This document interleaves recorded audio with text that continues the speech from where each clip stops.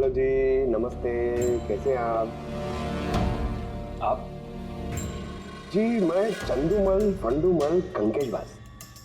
अरे वाह, बहुत लंबा नाम है आपका। बताइए क्या काम था आपको? जी वो नीलामी के लिए आया था मैं। वो पुराना वाला बंगलो हाईवे के पास, वो खरीदना है मुझे। सर ऐसे नहीं खरीद सकते हैं सर, उसमें नीलामी होगी तभी वो जो जीतेगा वही खरीद सकता है। अरे तो पैसा लगाएगा ना, मैं पैसा लगाएगा। देखिए अब टाइम नहीं बचा है, सिर्फ 15 मिनट बचे हैं, आप लेट हो गए। अरे क्या बात कर रहे हैं सर, 15 मिनट में क्या क्या हो जाता है। ये देखिए ना, मैं तो ये बिड का लिफाफा भी लाया हूँ। ये देखिए। राकेश इधर रजिस्टर लेकर आ।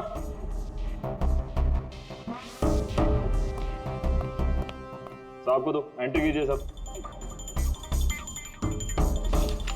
हाँ यहाँ पर एंट्री कर दीजिए। अच्छा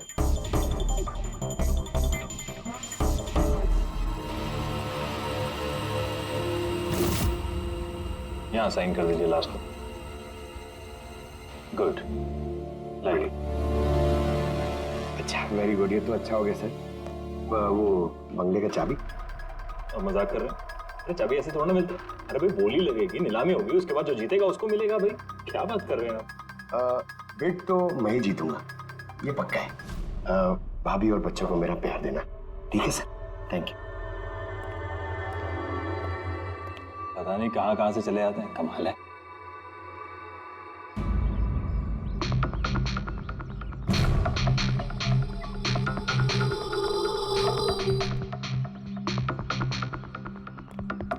क्या भाई साहब काम हुआ? सर ये देखिए, चंदूमल फंडूमल कंकेशवास का कमाल। Good job Pankaj. 12 में से 2 लोग हैं जिन्होंने दोबारा बोली लगाई है इस मकान को खरीदने के लिए, हेमंत और रोशन। मतलब खूनी इन्हीं 2 में से कोई हो सकता है। और जो कोई भी है इस बार भी इस मकान को हथियाने के लिए किसी भी हद तक जा। दोस्तों अब ये वक्त आ गया है कि बता दिया जाए कि नीलामी का विजेता आखिर है कौन। और मुझे बताते हुए बहुत खुशी हो रही है कि नीलामी के जो विजेता है मिस्टर रोशन। रोशन जी आपको बहुत बहुत बधाई। 1 मिनट, काय की बधाई हो? सबसे ज्यादा बिड मैंने लगाई थी, ये कैसे जीत गए? देखिए भाई साहब, आपको कोई गलतफहमी हुई है। सबसे ज्यादा बिड मिस्टर रोशन ने लगाई थी, इसलिए रोशन को मकान दे दिया गया। ऐसा हो ही नहीं सकता। मैंने बहुत ऊंची बोली लगाई थी, ये बेट मुझे मिलनी चाहिए थी। आप ऐसे ही बात कर रहे हैं सर, मैंने तीनों लिफाफे चेक किए हैं और चेक करने के बाद मिस्टर रोशन की कीमत सबसे ज्यादा थी, इसलिए मिस्टर रोशन को मकान दे दिया गया है। प्लीज कम ऑन यार, अब हार गए हो तो बच्चों की तरह रो मत। बिजनेस है, ऊंच नीच होती रहती है। बिजनेस में बेईमानी नहीं चलेगी। ये दिखाइए, आप पहले वो लिफाफे दिखाइए, मुझे अभी देख ले किसने कितने बिड करी है। दिखाइए दिखाइए दिखाइए, लाइए। मुझे भी चेक। नहीं नहीं नहीं, ये नहीं दिखा सकते, ये नियम के खिलाफ है। चीटिंग करना भी नियम के खिलाफ है। मैंने 7 करोड़ की बिड करी है। 4 करोड़। इनके अभी हेड ऑफिस से फोन आएगा और बोलेंगे कि मैंने सिर्फ 3 करोड़ लगाए। कोई फोन नहीं 4 करोड़ कम। आपके कहने से फोन आएगा। चलो उठाओ फोन, उठाओ तुम्हारा भी। कि मुझे क्या करना है क्या नहीं करना है, ये आप मुझे नहीं बताएंगे। आप ललित जी, आप तो बड़े कायदे कानून की बातें किया करते थे और फोन भी नहीं उठा रहे हैं। भाई ये तो बहुत गलत बात है। आप ब्यूरो चलिए हमारे साथ। आप कहाँ खिसक रहे रोशन जी? आप हमें मिठाई नहीं खिलाएंगे? नई प्रॉपर्टी ली है आपने? आइए आप ही आइए। आइए आइए। सर रोशन जी बिल्कुल ठीक बोल रहे हैं सर। सर रोशन जी का इससे कुछ लेना देना नहीं है। जो भी फ्रॉड हुआ है सर मैंने किया है। ये रोशन का जुर्म अपने सिर पर क्यों ले रहे हो? अच्छा खासा पैसा दिया है क्या रोशन ने तुम्हें? और एक बात याद रख लो, ये पैसा खर्च करने को नहीं मिलेगा, क्योंकि तुरंत फांसी होगी तुम्हें। सर इतनी सी बेईमानी के लिए फांसी चढ़ा देंगे? नहीं नहीं नहीं, बेईमानी के लिए नहीं, खून के लिए। खून के लिए फांसी होगी। सर खून? किसका खून सर? राज राकेश का खून, जिसने पिछली नीलामी में वो घर, वो प्रॉपर्टी खरीदी थी। सर लेकिन मैंने किसी को नहीं मारा सर। सर मैंने नहीं मारा है सर किसी को। पता है, इस रोशन ने मारा है। तो इसकी पोल खोल दो, वरना इसके पाप का मटका तुम्हारे सिर पर फूट जाएगा। सर ये क्या कह रहे हैं सर आप? मैं भला राज को क्यों मारूंगा सर? इस प्रॉपर्टी के लिए, और किस लिए? क्या कह रहे हैं आप सर? सर मैं मानता हूं कि मैं ललित के साथ मिलकर नीलामी में छोटी मोटी हेरा फेरी करता था, पर सर एक प्रॉपर्टी के लिए किसी का मर्डर थोड़ी कर दूंगा मैं। तो मतलब तुम्हारे कहने का मतलब है तुमने ये खून नहीं किया? नहीं सर। चल ठीक है, पूर्वी जरा परफ्यूम लाना।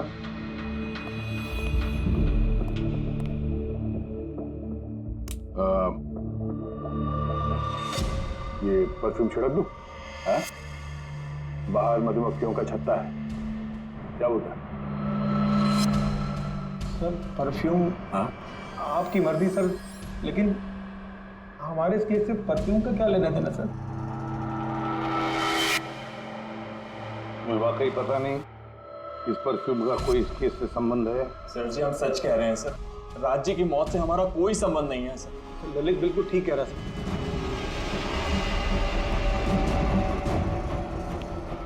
अगर ये खून रोशन ने नहीं किया तो फिर बचता है वो, वही एक।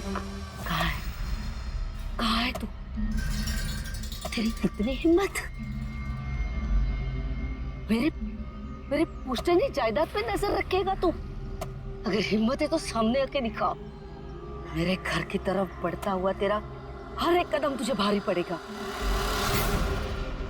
भारी पड़ेगा।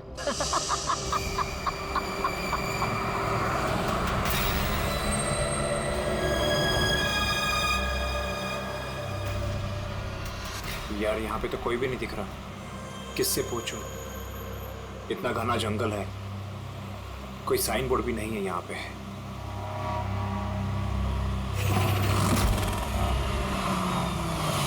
अरे भाई साहब, ये पिपलिया गांव का रास्ता यही है ना?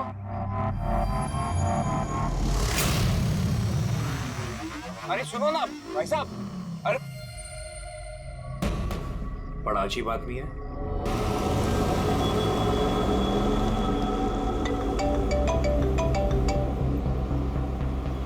Hi baby. हाय, पहुंच गए? बस पहुंचने वाला हूँ। डोंट टेल मी तुम अब तक नहीं पहुंचे। इतने लेट कैसे हो गए? एक्चुअली क्या है, ये जगह शहर से काफी दूर है और यहाँ ज्यादा लोग भी नहीं दिख रहे मुझे। Alright, tell me, are you missing me? Of course, मैं पूछने वाली क्या बात है। अच्छा तुम एक काम करो, जल्दी जल्दी ये सारी फॉर्मेलिटीज खत्म कर लो, अपनी सारी कागजी कार्रवाई एंड ऑल दैट। उसके बाद मे बी नेक्स्ट फ्लाइट से I can come and join you in India. What's it? Great, that's good news.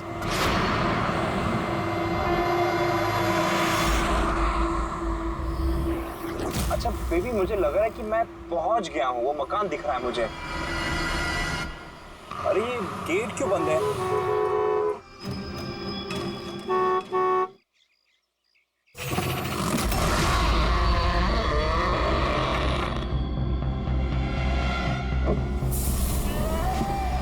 जी राय रंजित के मकान में जा रहे हो?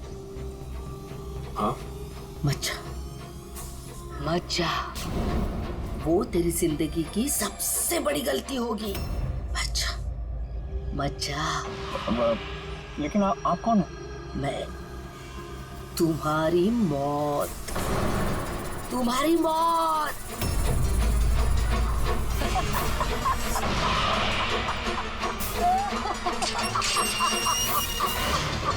ए बुढ़िया, चल चल, ले जा। अच्छा वरना तू भी मरेगा, तू भी मरेगा। मत जा वरना तू भी मरेगा, तू भी मरेगा। नमस्ते साहब, आप राज साहब हैं? हाँ हाँ हाँ हाँ, आइए। Hello Raj, Raj are you okay? कौन था? हाँ, अरे वंदना मैं ठीक हूँ, कोई नहीं था। और मैं पहुंच गया हूँ, ठीक है, बंगले पे। मैं कॉल करता हूँ तुम्हें। Okay okay, you take care. हाँ, I will speak to you soon. Bye bye bye.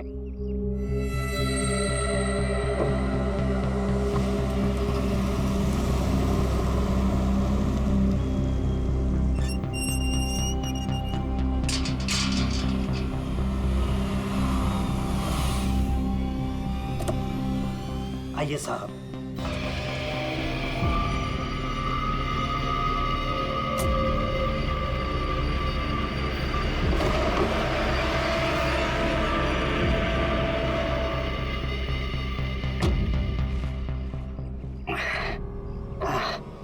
साहब, सफर में कोई तकलीफ तो नहीं हुई?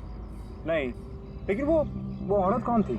बुढ़िया औरत जो आपसे बात कर रही थी ना, लाली नाम है उसका, थोड़ी अजीब सी है। आपको उसकी बातों का बुरा तो नहीं लगा? नहीं, बुरा नहीं लगा मुझे, पर मुझे एक बात समझ में नहीं आई कि उस औरत ने मुझे यहाँ आने से मना क्यों किया। जाने दीजिए ना साहब उसकी बातों का, थोड़ी सी हिली हुई है, कुछ भी बकती रहती है। आप आइए, अंदर आइए।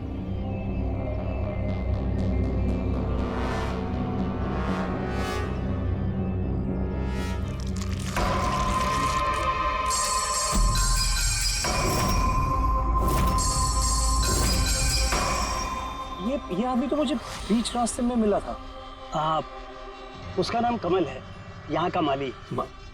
हमने सोचा अब आप यहाँ पर रहने वाले हैं तो क्यों ना बगीचे के जो रंग बिरंगे फूल हैं फिर से खिल उठाएं। अच्छा, आइए साहब।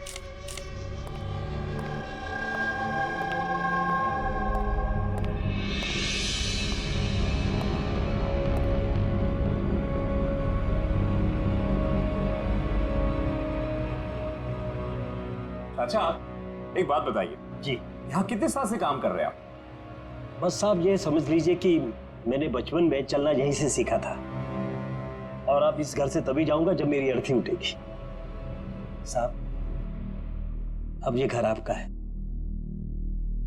कहीं आप मुझे नौकरी से निकाल तो नहीं देंगे? अरे नहीं नहीं नहीं चाचा, ऐसे कैसे बात कर रहे हैं आप? ऐसी कोई बात नहीं, बिल्कुल बेफिक्र रहिए। और इसमें इतने बड़े घर की देखरेख आपके सिवा और कौन कर सकता है? हाँ? वाकई में आप बहुत नेक इंसान हैं। आइए।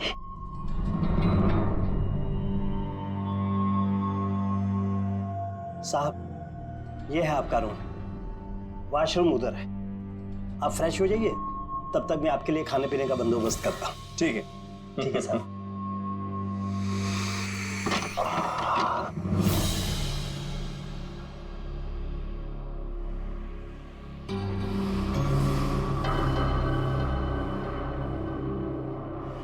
चला जा,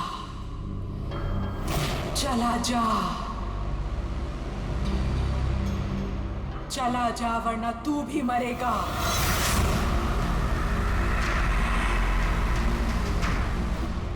कौन?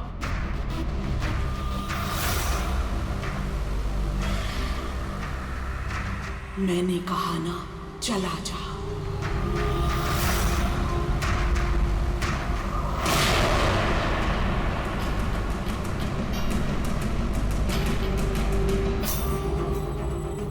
कौन है?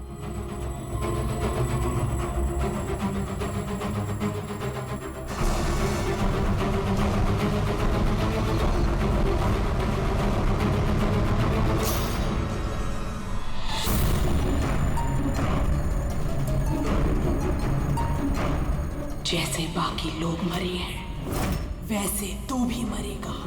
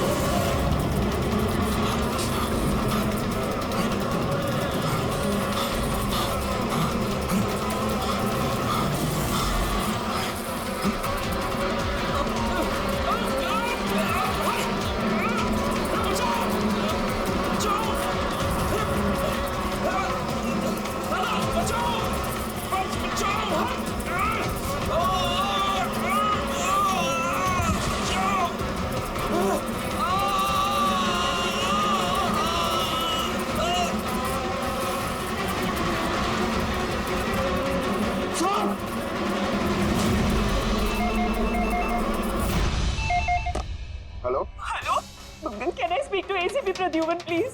हाँ जरा शांत हो जाइए, कौन बोल रही है? मैं कौन बोल रही हूँ, मुझे क्या काम है, मैं सिर्फ उन्हें बताऊंगी। Can you just make me speak to him right now, please? एक मिनट होल्ड करिए। सर, हाँ सर, फोन कॉल है। सर कोई लेडी है, बहुत रो रही है, कह रही है सिर्फ आपसे बात करेगी। Hello, hello, ACP Pradyuman. हाँ मैं एसीपी प्रद्युम्न बोल रहा हूँ। सर, हाँ कहिए। सर मैं वंदना बोल रही हूँ अमेरिका से। हाँ बताइए। सर मेरे साथ बहुत बहुत बहुत बुरा हुआ है सर। क्या हुआ आपके साथ? सर मेरे फियांसे राज इंडिया गए थे पुश्तैनी मकान खरीदने। सर मधुमक्खियों के काटने से उनकी मौत हो गई। क्या?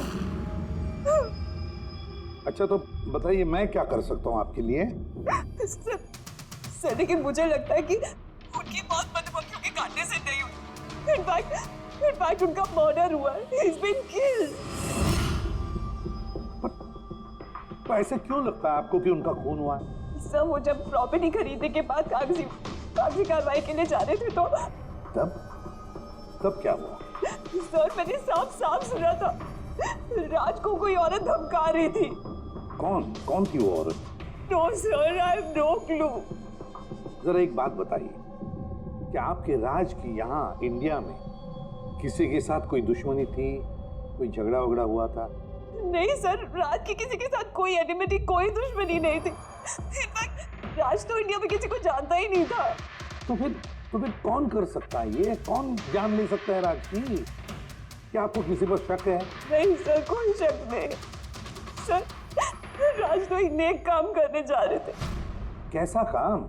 He wanted to start an orphanage. सिर्फ एक अनाथ आश्रम खोलना चाहते थे वो।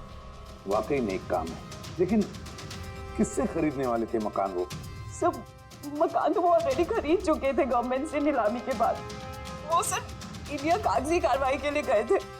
देखिए एक काम कीजिए, सारे के सारे डिटेल मुझे भेज दीजिए, मैं आपकी पूरी की पूरी मदद करूंगा, ठीक है?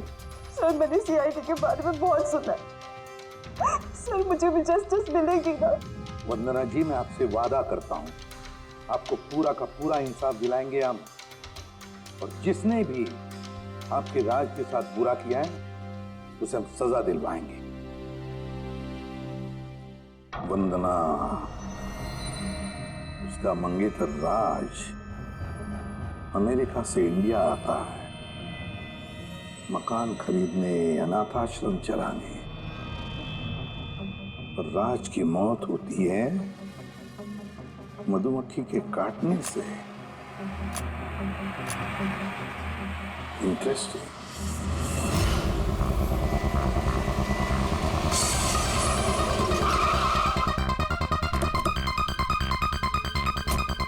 सर यही वही बंगला है जो राज ने सरकार से नीलामी में खरीदा था।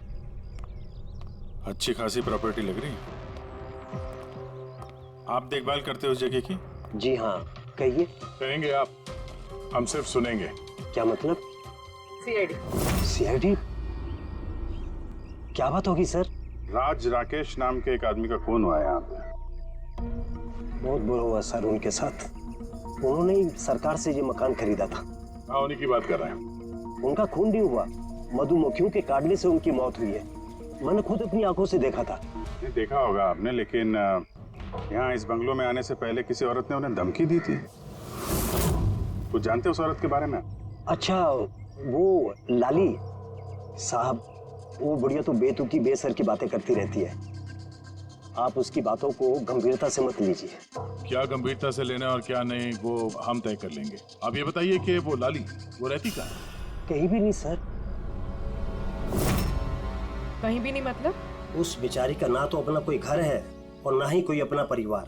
बस दिन भर इधर उधर घूमती रहती है। नहीं, कहीं तो बैठती होगी, खाना वाना खाती होगी, कोई एक जगह होगी ना जहाँ पे वो रहती होगी ज्यादातर। हाँ, पास में एक तालाब है, अक्सर वहीं बैठी रहती है। अच्छा, दे क्या तुम इस लाली से मिल लो, तब तक इस मकान का चक्कर लगा लेता हूँ मैं। ठीक है, अब जरा वो जगह दिखाओ जहाँ पे खून हुआ था। आइए साहब। राज साहब यहाँ गिरे पड़े थे।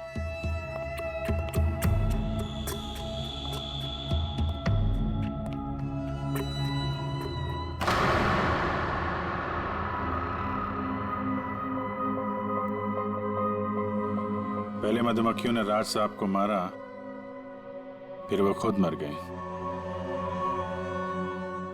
ये मधुमक्खी के हमले यहाँ पे अक्सर होते रहते हैं क्या? नहीं साहब, इससे पहले तो मैंने एक मधुमक्खी भी नहीं देखी यहाँ। पता नहीं राज साहब के पीछे इतनी सारी मधुमक्खियां अचानक कहाँ से आ गई। राय रंजीत की हवेली से आ रहे हो ना तुम लोग? राय रंजीत की हवेली से आ रहे हो ना तुम लोग?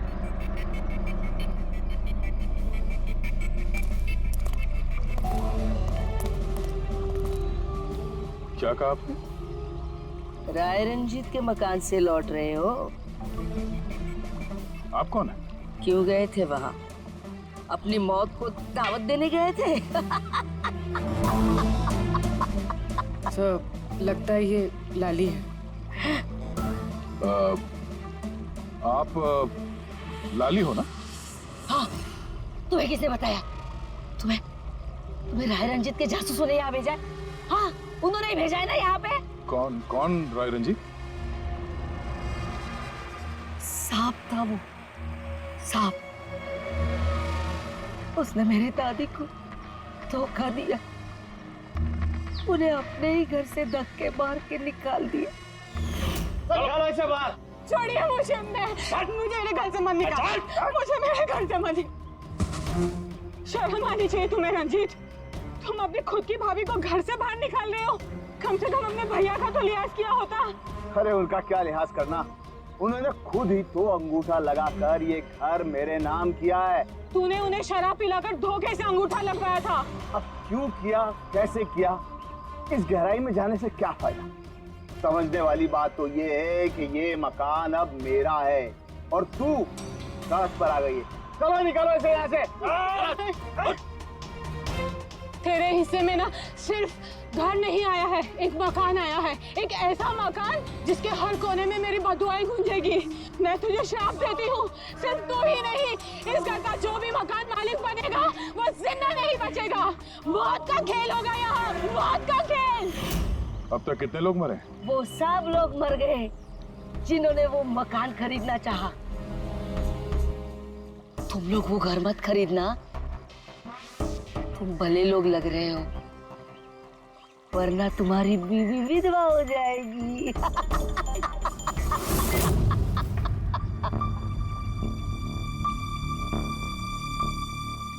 माँ जी, ये कुछ पैसे हैं, काम आएंगे।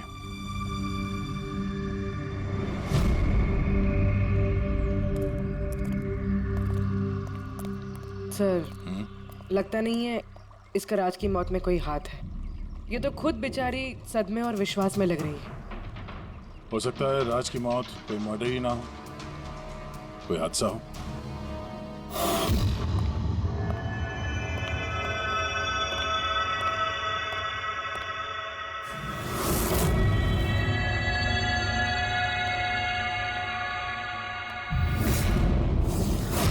अरे ये कमरा खुला कैसे है? ये तो बंद था। एक मिनट रुको, शायद राज ने खोला।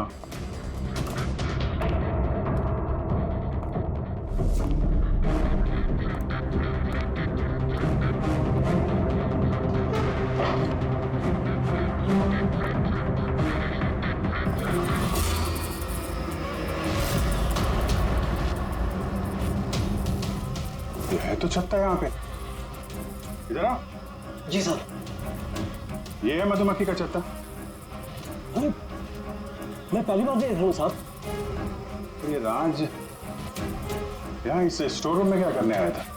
साहब शायद बंगलू देखने आए होंगे। अच्छा, और उस वक्त तुम खाना लेने गए थे? जी सर।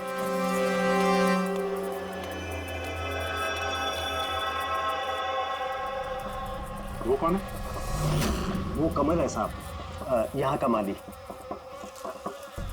राज साहब की मौत हुई थी तो ये था यहाँ पे? जी हाँ था। कमल इधर आओ, साहब बुला रहे। जी सर। कमल, जब राज साहब की मौत हुई थी तो यहाँ आसपास किसी अनजान आदमी को देखा था तुमने? कोई अजीब सी घटना हुई हो? नहीं साहब। तो ये छत्ता यहाँ पे है तो तुम्हें कुछ काम करने में परेशानी नहीं होती? मधुमक्खी ने काटा नहीं तुमको कभी? नहीं सर, मधुमक्खी तो तब काटती ना जब यहाँ कोई छत्ता होता। पहले तो मैंने ये छत्ता यहाँ देखा ही नहीं साहब। क्या बात कर रहे हैं? हाँ साहब, मैंने आपसे पहले कहा ना कि इससे पहले इस घर में हमने एक मधुमक्खी भी नहीं देखी। कमाल है। फिर ये छत्ता आया कहाँ से? और मधुमक्खियों ने राज को ही क्यों काटा? ये तो कोई एक्सपर्ट ही बता सकता है। आसान के क्या पता चला राज की मौत के बारे में? मौत कैसे हुई? बस इसकी मौत मधुमक्खियों की वजह से हुई है। यार तुझे पूरा यकीन है राज की मौत मधुमक्खियों की वजह से ही हुई है? हाँ बॉस, ये डॉक्टर ने जो रिपोर्ट बनाई है मैंने वो भी देख ली, इस राज का अच्छी तरह से चेकअप भी कर लिया। मुझे पूरा यकीन है राज की मौत मधुमक्खियों के डंक के जहर की वजह से ही हुई है। सर, बचपन में मुझे मधुमक्खी ने काटा था, मैं तो जिंदा हूँ। हाँ सालूम के साहब, पंकज पे जहर का असर क्यों नहीं हुआ? नहीं, पंकज को मधुमक्खी ने काटा था, मधुमक्खियों ने नहीं काटा था। बॉस, अगर एक दो मधुमक्खी काटे तो बात समझ में आती है, लेकिन सैकड़ों मधुमक्खियां अगर हमला कर दे तो इट्स इम्पॉसिबल। मधुमक्खियों के डंक से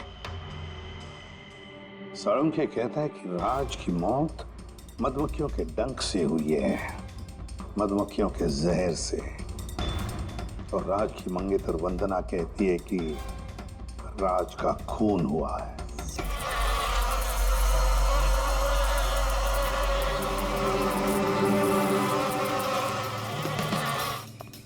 100% इस छत्ते को बाहर से लाकर यहाँ पर लगाया गया। मधुमक्खी के छत्ते को किसी और जगह से लाके किसी और जगह लगाया जा सकता है? इतना आसान है? इतना मुश्किल भी नहीं।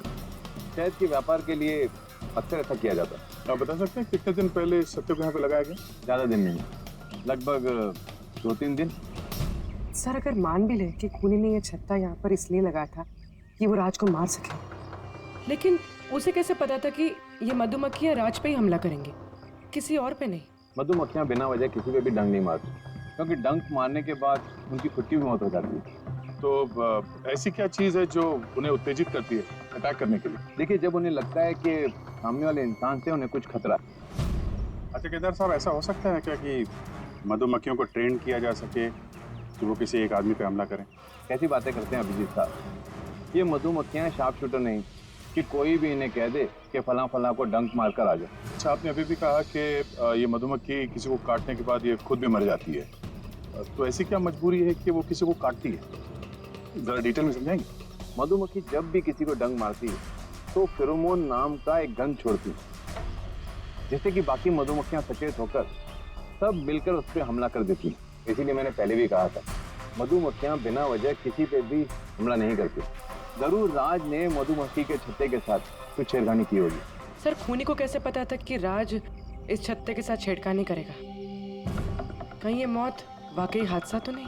नहीं पूर्वी, राज के आने के ठीक 2 दिन पहले इस छत्ते को यहाँ पे लगाना ये कोई सहयोग तो नहीं हो सकता।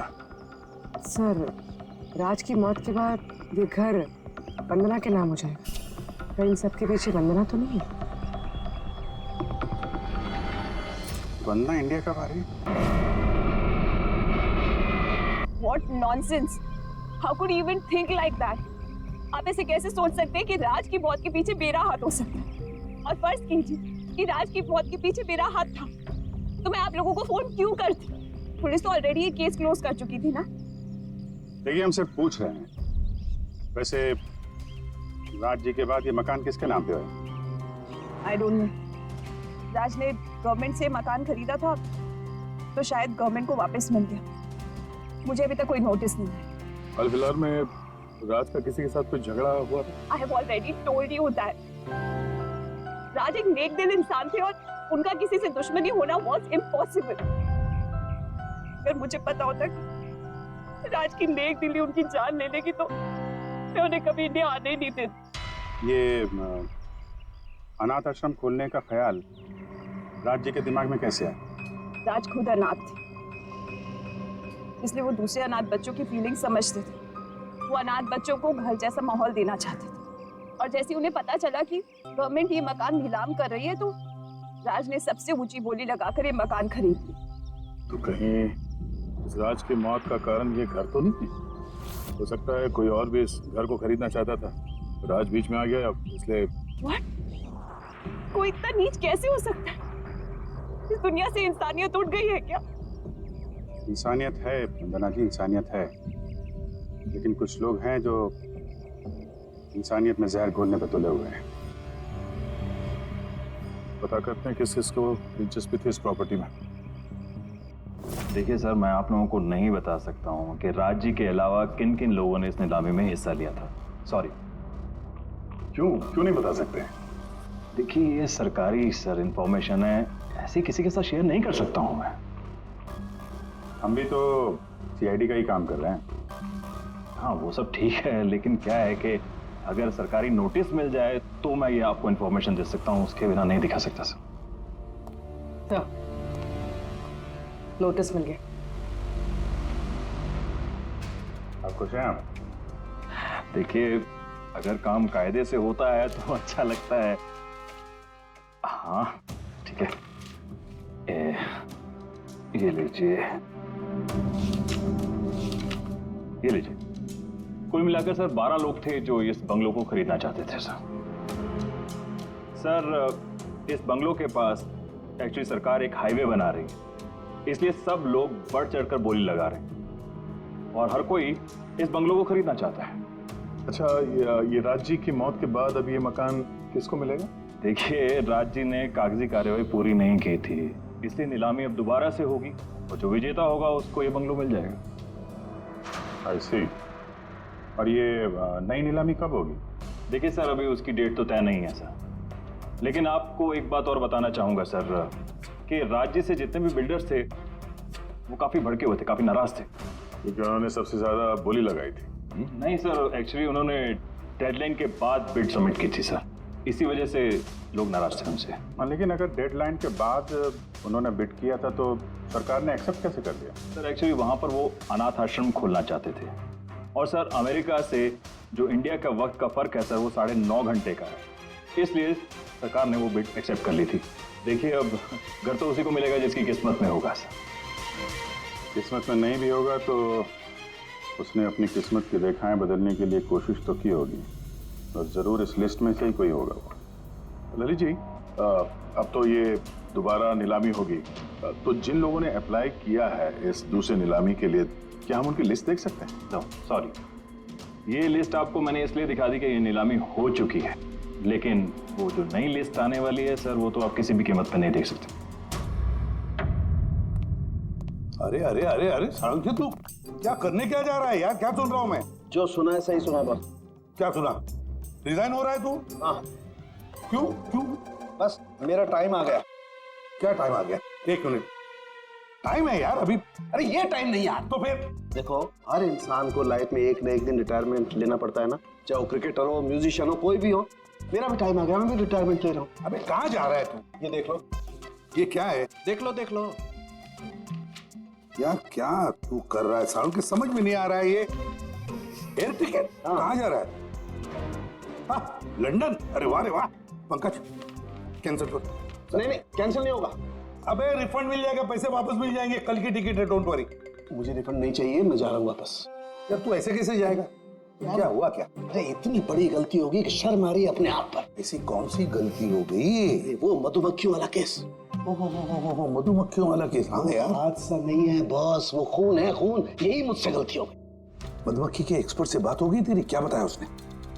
यार एक्सपर्ट से भी बात की मैंने, अच्छी तरह से चेक भी किया, तब मुझे पता पड़ा ये तो हादसा नहीं है, खून है। मधुमक्खियों को तो वो हथियार के तौर पर इस्तेमाल कर रहा है यार। सालों के सब वो किसे? देखो मधुमक्खियां कब आती हैं इंसान के पास? जब उन्हें फेरोमोन की गंध आती है तभी ना। हाँ, जब उन्हें इंसानों से खतरा लगता है तब मधुमक्खियां इंसान के पास आती है, डंक मारती है। बस यार यही मुझसे गलती हो गई। ये मैंने सोचा ही नहीं कि फेरोमोन तो बनाया भी तो जा सकता है ना यार। हाँ यार, फेरोमोन तो आर्टिफिशियली भी बनाया जा सकता है, लेबोरेटरी में, फैक्ट्री में। मतलब किसी ने ये आर्टिफिशियल फेरोमोन बनाया और वो किसी भी तरह से राज के शरीर पर लगा दिया, बस मधुमक्खियां आ गई और उस पर अटैक कर दिया। सालंकी उठ, पिपलिया गांव चला जा। वहां पे जहाँ पे राज का खून हुआ राज का सारा सामान चेक कर, पता तो चले ये फेरोमोन वहां पर आया कैसे और किसने इस्तेमाल किया ये फेरोमोन राज पर। Yes boss. ये रहा सर, राज का सारा सामान इस सूटकेस में। ठीक है। सर एसीपी साहब बता रहे थे आप रिटायर होने वाले हो, कब है आपका लास्ट वर्किंग डे? आपके लास्ट वर्किंग डे से एक दिन के बाद। मतलब नहीं आ रहा है। हाँ दया, एक काम करो, मैं बाहर जाता हूँ और तुम जो है ना एक एक करके सामान मुझे बाहर पकड़ाओ, तो पता करते हैं कि कौन से सामान में फेरोमोन है। ठीक है सर। ये पकड़ेंगे आप, जरा रख लीजिए थोड़ी देर के लिए। दिखेगा ना बाहर? दिखेगा। मधुमक्खी है इसके लिए कह रहा था। अभिजीत हो तुम। हाँ। ये पूर्वी है। हाँ। ये दया। अरे दिख रहा है सर। तो फिर चलिए चलिए चलिए, संभाल के सर, संभाल के। हाँ। चलिए सर।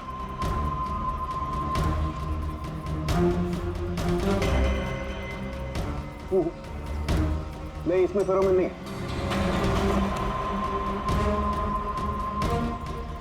अरे सर संभल के।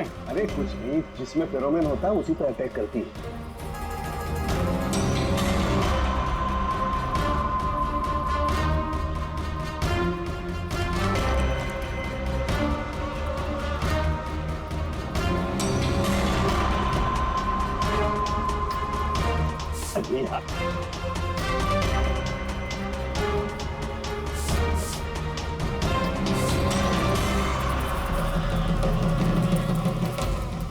हरकत हुई, देखो देखो, अटैकिंग मूड में आई है ये मधुमक्खी, देखो।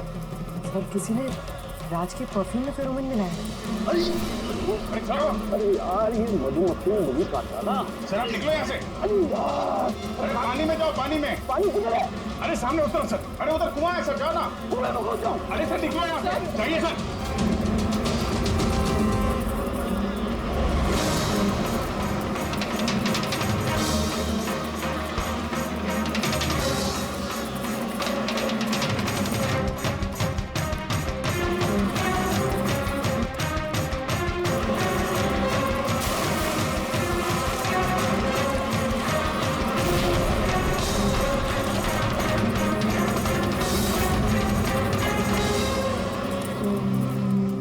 आप ठीक हो सर? बाप रे बाप, ये मधुमक्खियां आपको रिटायर नहीं होने देंगी सर। बाहर निकालो मुझे। आइए आइए आइए सर। मधुमक्खी, अरे नहीं, आइए आइए। इन कागज से साबित होता है कि तुम राय रंजीत के पोते हो। तुम्हारे पास तो बहुत बड़ी वजह थी इस मकान को वापस पाने के लिए, क्यों?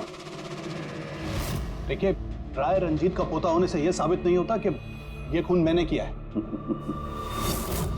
हेमंत जी, खूनी कभी कभी अपने जुर्म के सबूत अपने साथ लेकर चलता है, जैसे तुम। मैं समझा नहीं। मैं समझाता हूँ। ये रहे सबूत। कमाल है सालून के साहब, सेफ्टी सूट पहनने के बावजूद भी आप दोनों को मधुमक्खियों ने काटा। हाँ, कभी कभी सेफ्टी सूट पहनने के बाद भी मधुमक्खियां डंक मार सकती हैं, और फिर मधुमक्खी के छत्ते को इधर से उधर ले जाने में तो और भी ज्यादा अटैक हो सकता है, नहीं? ठीक, देखिए वो दरअसल। बहुत हो गया हेमंत, तुम्हारी बेगुनाही का और भी कोई सबूत चाहिए? जी नहीं, मैंने ये सब किया था। जब राज बंगले में घुसा तब मैं वहीं था, और मौका देखकर मैं बंगले में घुस गया था। मैंने परफ्यूम की बोतल के अंदर फेरोमोन मिला दिया। उसके बाद राज को आवाज से डिस्ट्रैक्ट किया, मधुमक्खी के छत्ते तक लेकर गया, और उसके बाद का काम मधुमक्खियों ने कर दिया था। मुझे मेरा पुश्तैनी मकान वापस चाहिए था। वाह रे वाह, अपने पुश्तैनी मकान के लिए तुमने एक नेक इंसान का खून कर दिया। कानून तुम्हें कभी माफ नहीं करेगा। तुम्हें कम से कम आजीवन कारावास की सजा होगी। ले जाओ इसे पंकज।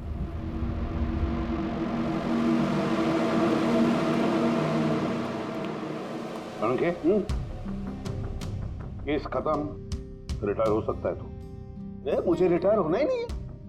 कल तक तो बोल रहा था रिटायर करूँ। वो कल की बात थी। भगवान, मतलब पीछा तो नहीं छूटने वाला इस आदमी से अपना। हाँ, पीछा नहीं छूटने वाला है किसी का, किसी से नहीं। मुझे तुम्हारे बिना चैन नहीं, और तुम्हें मेरे बिना चैन नहीं। ये लीजिए, सरकार ने बंगलो अब राज से आपके नाम करने का निर्णय लिया है। उम्मीद है कि अब आप मिस्टर राज के अनाथ आश्रम खोलने का सपना पूरा कर पाएंगे। राज के जाने के बाद मेरी लाइफ का यही मकसद रह गया है, उसका आखिरी सपना पूरा करना। But thank you so much Raj को जस्टिस दिलाने के लिए। हमने जो कुछ भी किया वो तो हमारा फर्ज था। आपको और कोई मदद की जरूरत हो तो हमें जरूर याद करिएगा। कभी कभी आते रहिएगा, उन बच्चों को भी आपसे इंस्पिरेशन मिलेगी। ये भी कोई पूछने की बात है? हो सकता है उन बच्चों में हमें कोई हमारा नया सीआईडी ऑफिसर मिल जाए।